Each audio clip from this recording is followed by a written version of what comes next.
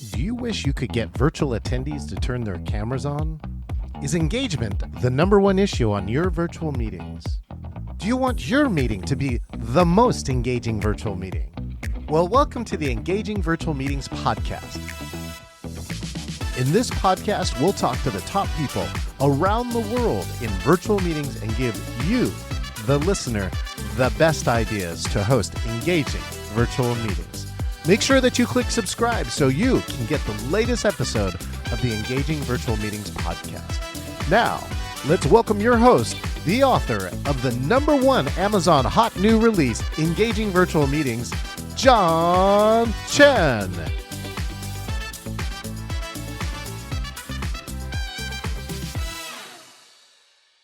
All right, greetings from Orlando, Florida. I'm in Orlando, Florida today.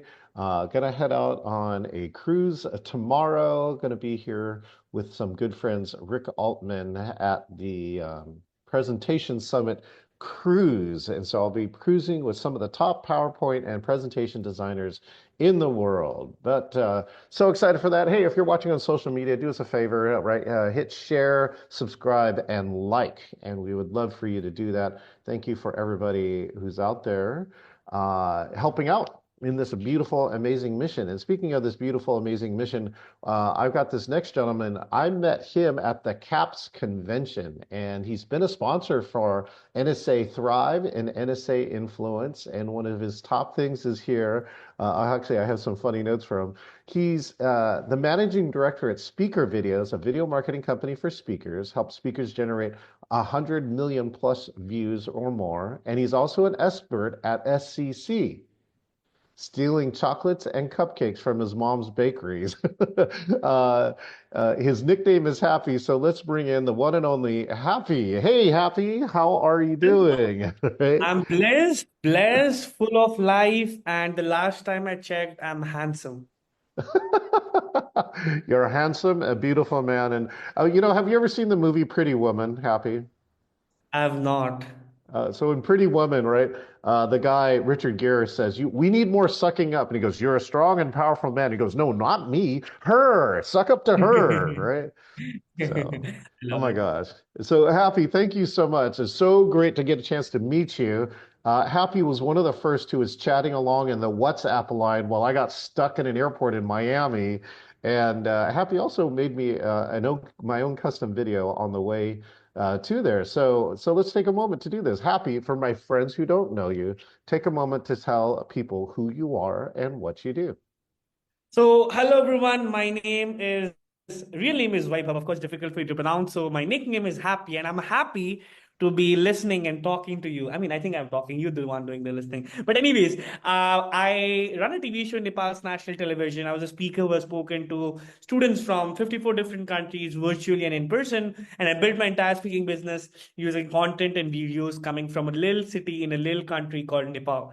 And while I did it for myself, I then made it a mission to help other speakers use videos to grow their speaking business. Long story short, we have generated over 100 million views for speakers in total, not 100 million for every speaker, but of course in total, which has led to tons of engagements coming from them. And at the same time, we have generated over 5,000 videos. I have done a ton of iterations. I say it with a lot of grace and humility. I think I understand short form videos for speakers better than almost anybody out there because I've tried to figure out so much about it. Along with that, I'm also an expert at SCNC, that's stealing chocolates and cupcakes from my mom's bakery. And I unfortunately have a disease called the G's syndrome. And what that means is joyful energy and excitement zest syndrome. So that's a little bit about me. And I'm here to have fun. Well, thank you, Happy. And I don't know if you knew this, but recently I posted I will be the MC this year at a special event at Nepal. And there's a Nepalese event that I'll be the MC for in Seattle. So you might be able to watch that virtually. I'll have to check and see what they're going to do with that, but I will share more of a little bit about that. Hey, do me a I favor, have Happy, too.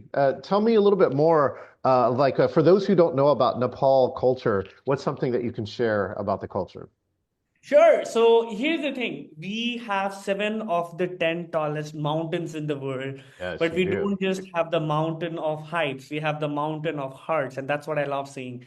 It's one of the most warm countries that you'll ever be to. And the reason I say that is people don't have a lot of things, right? We're not the best in almost any economic metrics or any of that stuff. But it's one of the countries that is the warmest heart of people. We have people coming in from tons of cultural backgrounds. So if you think of Nepal, most people assume it's mountains.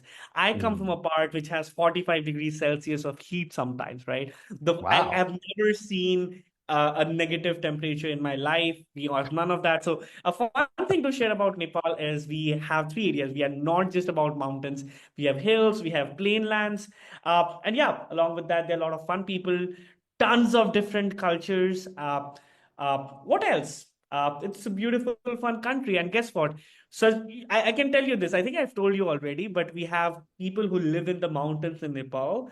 Yeah. And if you are walking around the people from like people from Nepal, we wouldn't be able to recognize that you're not from Nepal. There is that similarity. So what I'm going to do is when we meet and thrive, I'm going to bring you a Nepalese hat. We call it a Dhaka topi. So Right. you go around, you'll be like one of them. You'll be one of us. Outstanding. I will definitely use that because I'm going to see Happy here in just a few days. He's heading to Thrive, which is National Speakers Association's winter conference, as he's one of the valuable sponsors there. So, Happy, let's talk social media, right? Short form video. Let's pretend like I don't know anything about short form video and I'm a top speaker. Why don't you tell me, like, what's the value of short form video? And what do you do that you think is unique versus other people? Sure. So the easiest way to answer this, John, is if you are if you're going out there to buy a car, you're going to have a test drive before you drive the car. If you're going out to buy a mattress, you'll try to bump in and see if it is good enough. Unless you're trying to get a bubble wrap, you are going to go out there and test your things before you buy it. As a speaker, even before you get on stage, number one thing that short form videos does is it gets you visibility with new people finding out about you, because for the first time in the history of social media, all the platforms are promoting one form of content, and that's vertical short form content in the highest amount in comparison to any other format content. LinkedIn, which is a professional place, was forced into start putting these short form vertical videos because it's so much in trend. The other first thing is, of course, new visibility coming up for speakers. You need it because people find out about you that way now. The second is, here's the thing, meeting planners stalk you before they hire you. So no matter how amazing, no matter what kind of marketing effort you're putting, they land up in your website, watch your demo video, they are going to see your socials before they hire you. And that social, like, they go on a spree of checking out more of your content, and the higher quality short form videos you have of yourself, it leads to much more higher chances of conversion. And the third thing is, it's like, basically, because you're already connected to a ton of people in your Facebook, Instagram, LinkedIn, they find more about your work, and yeah, you get multiple touch points with potential meeting planners that you might be already connected with, or connections that might lead to events, and that helps out in that way as well. I love saying it, John, like, getting speaking opportunities is like getting to date, right? You can't make kids on the first go. You have to engage with people. You have to build that relationship. You have to Yeah. keep giving in and out. There are periods where you're not talking with that person, and then you start dating, then you get married, and boom, that's when you have kids after a certain amount of time if everything works out well. So when you consistently put videos out there, you are warming up the process to get your babies, which is speaking engagements, using your videos or the help of videos helping land those big engagements. Outstanding, Happy. Thank you so much for that. You know, we talk about engagement here all the time too. And there are, of course, plenty of videos of people going, oh, do my 62-step program to like get a billion views. What engages? What do you, from your seat, feel like engages now the audience, which are, more and more who are swiping through videos? What do you think is the key piece of engagement? I would start by saying that, John, as a speaker, if you're trying to put videos, view is not the primary metric. And here's why I say that, if you want to get viral and get a billion views, you can just get do something really weird and you can get views, right? As a speaker, when you show up in social media, the goal is not just to, like, land the most amount of views. Of course that's helpful, I'm not saying it's not, but that's not the most important thing. The most important thing is to portray yourself as a speaker on stage, right? Most Mm. speakers now put videos, one, like, most people don't video, most speakers don't put videos. Some who do have them filmed on camera that they are putting out there, but we want to be able to show people that you've spoken on a lot of different stages in every single video that you put out there. So putting in snippets of different stages that you're a part of, showing Hmm. in that you're a consistent speaker, having your branding come up consistent, those are the things that are more important than views for a speaker, because we are a very unique brand. You're not selling the product, you are the product. You're not selling a drop shipping course, you Right. are the person who's being sold. So making sure you don't compromise your brand for the sake of views is something that is very, very important. That said, when you give the most amount of value with the right hooks in the beginning, I can go into more technical details. People are going to watch your videos, because it's basically, hey, I got value, I want to share it to more people, and then more people get value, and that's what lead to engagements over time with visibility as well. All right, Happy. So, wait, when did you start your company? I started this business about 2 years ago. Yeah. Okay, let's go backwards to 2020. So I want to know what was Happy doing in March of 2020, right, as a global pandemic broke out. I'm just curious, what was happening for you and what were you thinking at the time? So back then, Happy was a little 17, 18-year-old kid who was trying to figure out life as it is, right? But here's the thing. Before I even started doing all of that, and I'm going to do this as well while I say that, before I was doing all of that, I was a public speaking coach for students. I was a motivational speaker for students. I was a student who went through bullying, who went through a lot of stuff, and then I started speaking as a profession. So while I Mhm. was doing all of that for myself, I was helping other speakers over time, much later do it. It did not happen to be. I just created this business because I needed, felt the need for it. There you go. So what the reason I started this business primarily, and to answer your question back because I lost you, sorry, was I was running a TV show in Nepal's national television. I was Mhm. connecting with amazing people around the world and listening to their stories. And I Mhm. was running my trainings online with students around the world. I had more than 4,000 paid students on my public speaking training programs that I used to run online. Wow. And so, as the pandemic hit, then what did you do? Did television stay as a viable format, or did you have to change what you were doing? To be honest, I was one of the lucky ones who was only benefited with, in terms of business, with what happened with the pandemic. The reason is I used to do trainings and programs for students, and I used to do it around my city, around my country, other Mhm. places around the world. And when it turned virtual, there were a ton of people going out to attend webinars because they had nothing to do.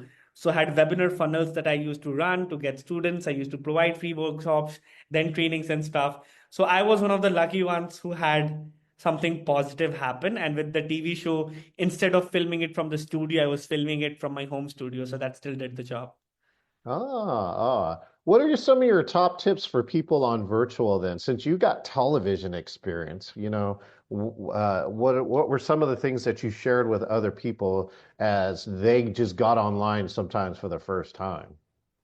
I think a big piece of trying to do things online, let's say in terms of speaking to start with, right, is to realize that you are not speaking to a bunch of people online, but to feel like you're speaking to one person. That's a very easy way to go about it. Like, I'm talking to John, I'm not talking to 319 or 37 or 3 or 3,500 people who are watching this, right? That's a mindset shift that is really helpful for me, right? The second Hmm. thing is, I would suggest that you never have a background that is not ready, like I had right now, that just fall off.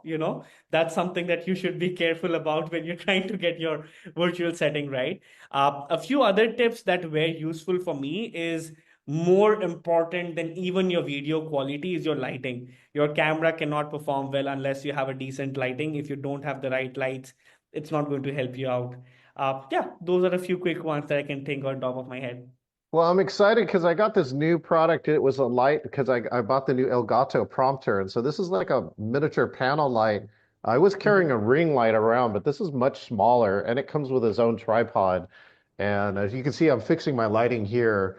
and this side here where I got some natural side lighting on this side, right, and then Yeah, fixing it with this light over here. I I agree. love it. Lighting is something that's so important that you really people some when you get it wrong, it's really wrong. That's all I can say with that. Yeah. Is that look This is about how what to I get to me. use as well when I travel. So it's like, I think it's out of battery right now. It's like this Yeah, but little. the LED panel, the LED panel.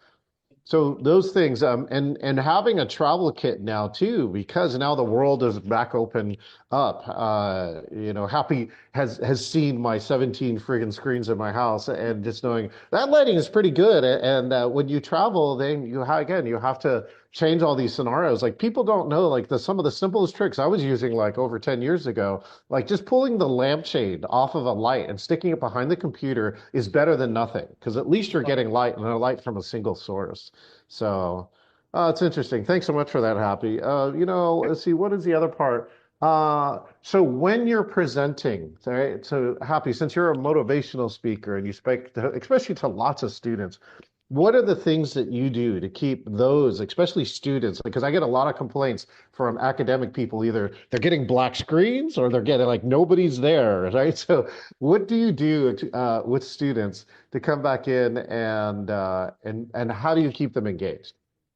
What's been really helpful for me, and I did it like this is coming in from somebody I've done virtual engagements with more than 4,000 students, especially during COVID times, right?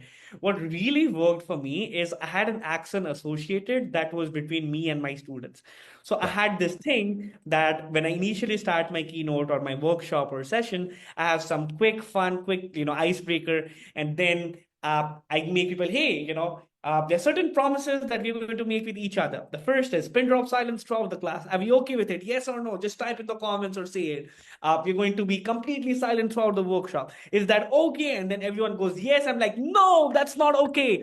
We're going to have fun today. So every single time I ask you, how are you? You're going to say, I'm a champion. And if there's anyone who's not raising their fist and saying we are champions, I'm going to understand that there's something wrong with your arms, or something like that, based on what the student category is, what my relation is. I can go Mhm. far out to make more funny or let's say more uncomfortable jokes that could be for some people. And they're like, if you don't raise your hand, I'm going to understand that A, B, C. And then that creates a trigger that, a ton of people then opens and like, who are we? Like, we are champions, and that's something that's always been helpful for me in my workshop. So that's one little thing that I do that has been like impactful. Yeah, I just gave a class recently, and a professor said that only one person in the remote class showed up out of like 20 or more. And by the way, Nicole Smith is online with us on Facebook. Hi, Nicole. And she's just saying, and diffuse light, right? Having diffuse light as opposed to like strong, bright light is Yep. obviously better.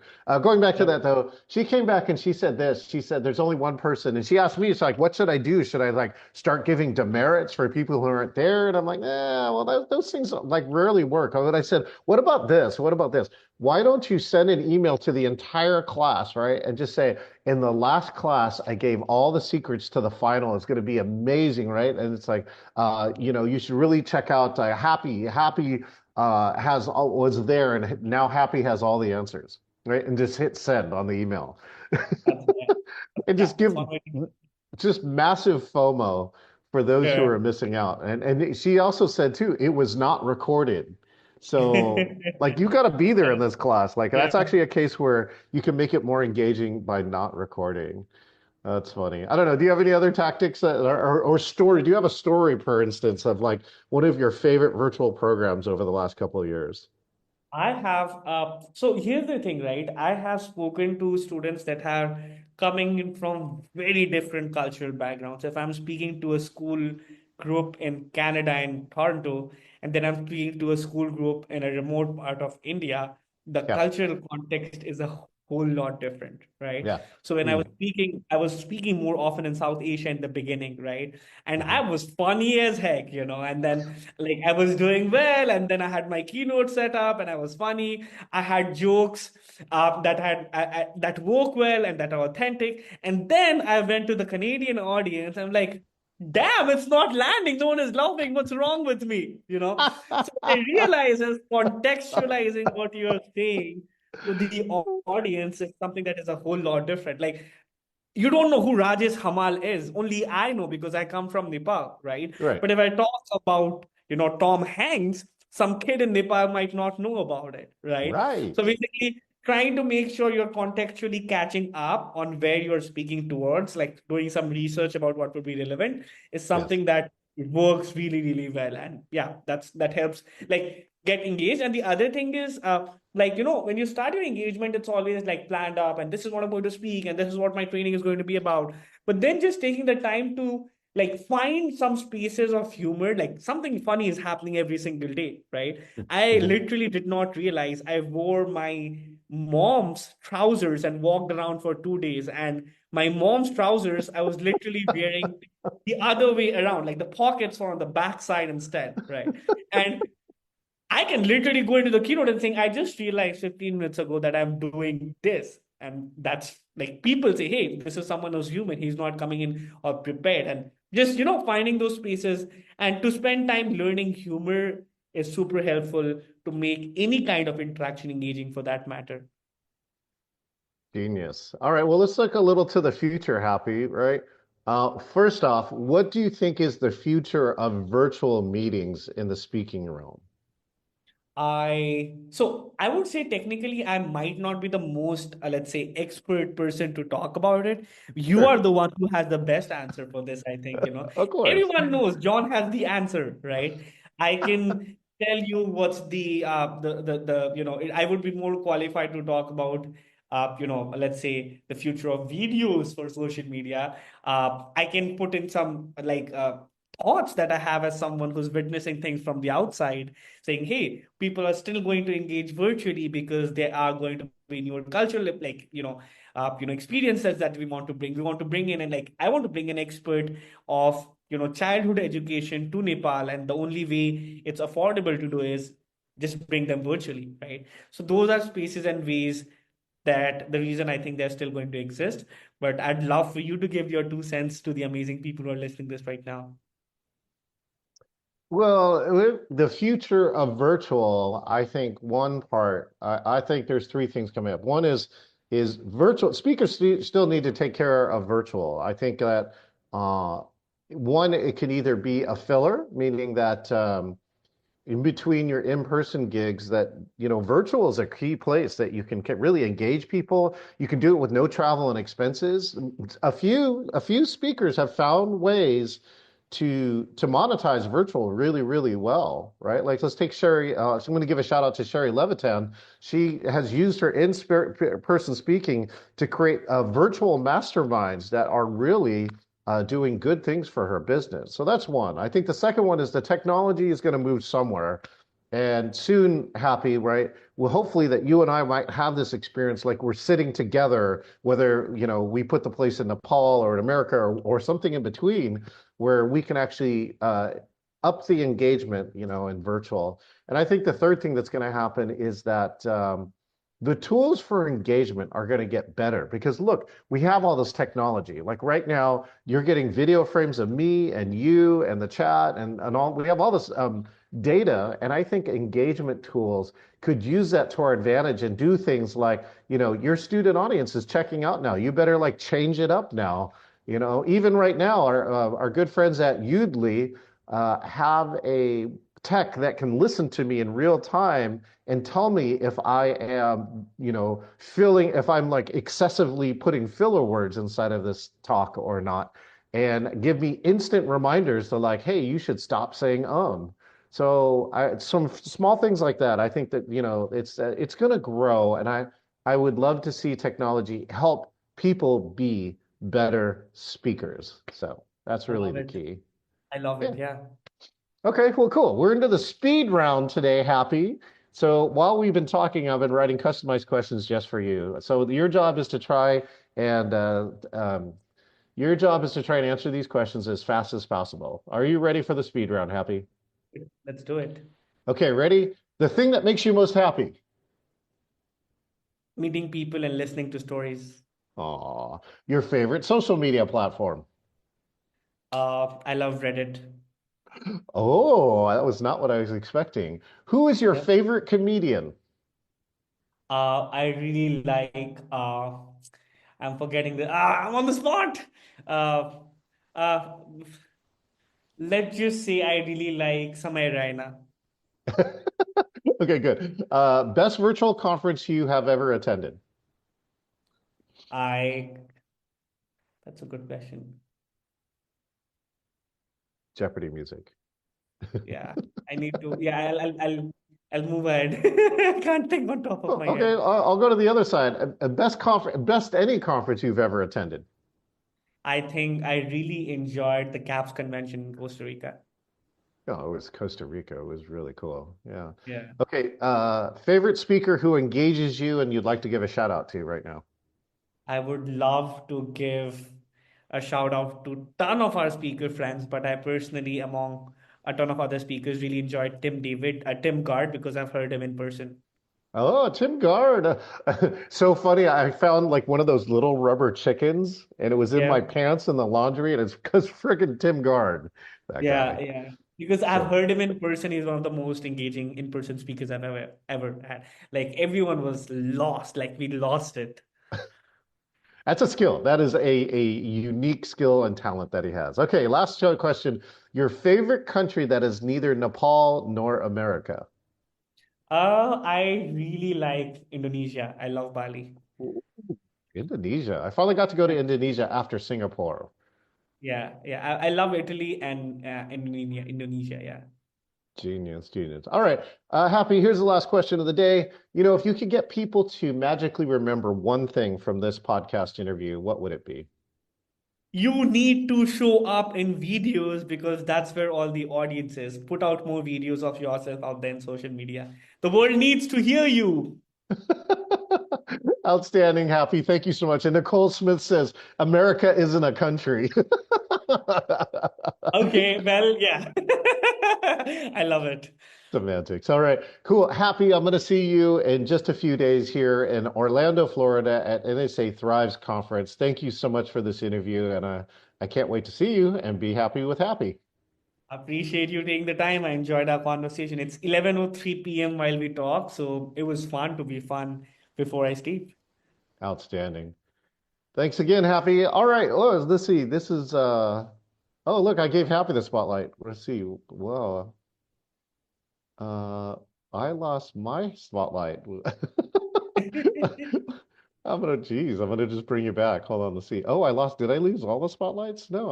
Oh, I know why. There's only two things in here. Even your piece went off. Oh, I know what I did. Okay, that's cool. Thanks, Happy. So this is John Chen, and now, Laura, thank you. We've been talking with Happy here at the Engaging Virtual Meetings podcast, and he's saying you got to be on video. So think about where are you going to be on video this week, and what are you going to do with it? And speaking of which, I was on video this week for the NSA, National Speakers Association's Northwest Speakers Showcase, which is on March 15th.